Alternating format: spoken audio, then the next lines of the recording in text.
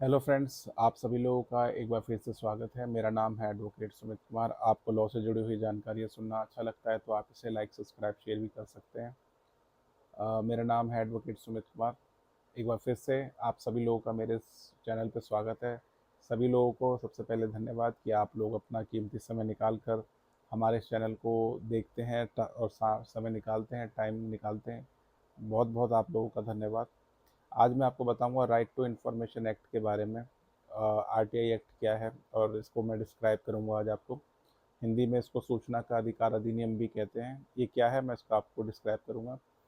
सूचना का अधिकार, सूचना का अधिकार अधिनियम जो है सूचना का अधिकार अधिनियम 2005 भारत की संसद द्वारा पारित एक कानून है। जो कानून जो नागरिकों को सरकारी विभागों, सार्वजनिक प्राधिकरणों से जानकारी प्राप्त करने का अधिकार देता है। ये कानून 12 अक्टूबर 2005 में लागू हुआ था। इसका मेन उद्देश्य क्या है? पारदर्शिता और जवाबदेही। इसका मुख्य उद्देश्य है सरकारी कामकाज में पारदर्शिता और जवाबदेही लाना है। यह नागरिकों को सरकार के कार्यों, निर्णयों, खर्चों के बारे में जानकारी मांगने का अवसर प्रदान करता है। नागरिक सशक्तिकरण, ये नागरिकों को सशक्त बनाता है ताकि वे लोकतांत्रिक प्रक्रिया में सक्रिय रूप से भाग ले सकें। भ्रष्टाचार पे अंकुश, आरटीआई अधिनियम भ्रष्टाचार को कम करने में मदद करता है क्योंकि सरकारी संस्थाओं को अपने काम में अधिक पारदर्शी होना पड़ता है।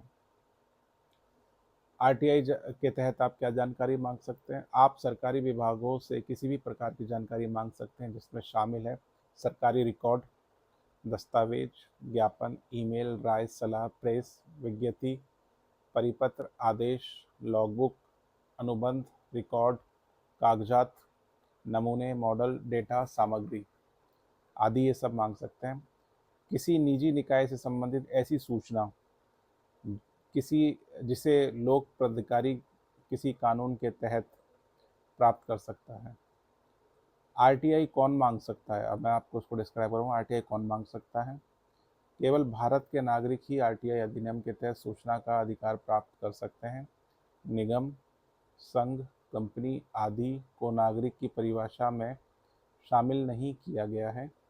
जानकारी प्राप्त कैसे करें? हर सरकारी विभाग में एक जन सूचना अधिकारी यानी पीआईओ होता है।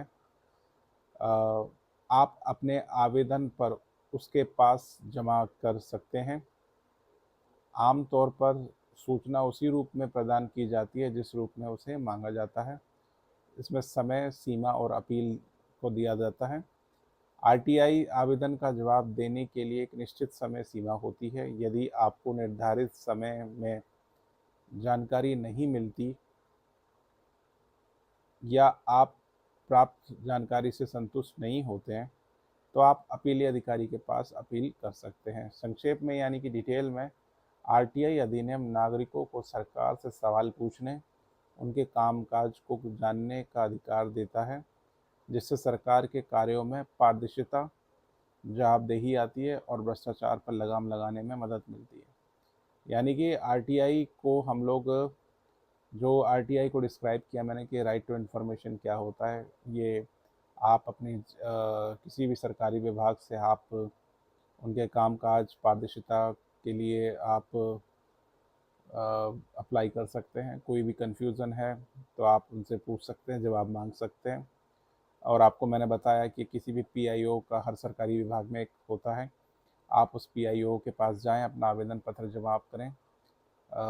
10 रुपये की टिकट लगा लें या 10 रुपये के नोट के साथ भी आप करें, या स्टाम्प जो पोस्ट ऑफिस से 10 रुपये का, 20 रुपये का स्टाम्प का वो मिलता है, पोस्टल स्लिप मिलती है, उसको आप लगाएं और उसके तहत आप आरटीआई को फाइल कर सकते हैं। और अगर आप संतुष्ट ना हो तो मैंने आपको बता दिया क्या कर सकते हैं, और अगर आप संतुष्ट हैं तो आप क्या कर सकते हैं वो मैंने आपको इस डिटेल में आपको मैंने इस बारे में बताया कि आरटीआई क्या है, आरटीआई के बारे में क्या है। आई होप आपको ये जानकारी सुनकर अच्छा लगा होगा।